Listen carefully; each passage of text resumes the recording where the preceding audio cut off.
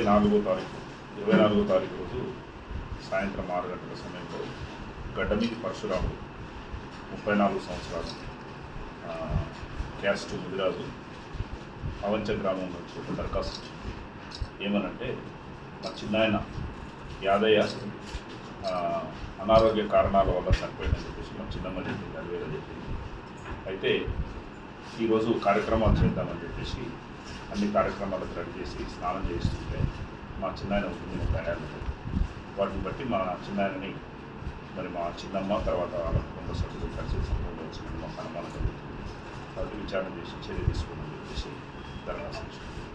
దాని మీద మనం కేసు నమోదు చేసి పోస్టుమార్టం చేయించుకుంది. పోస్టుమార్టంలో కూడా మనకు గొంతు బిల్లు చంపేది, తర్వాత హెడ్ ఇంజరీస్, టెస్టికల్స్ దగ్గర గాయాలు ఇవన్నీ కూడా కనిపించాయి. అది అసహజ మరణంగా డాక్టర్ గారు కూడా ధృవీకరించడం జరిగింది. తదుపరి విచారణలో భాగంగా భార్య అలివేల్ని పిలిచి విచారణ చేస్తే ఈ నేరాన్ని కంప్లైంట్ చేసింది. ఏమనంటే ఇప్పుడు వీళ్ళకు ఒక కూతురు ఉంది, కూతురు పేరు పద్మ.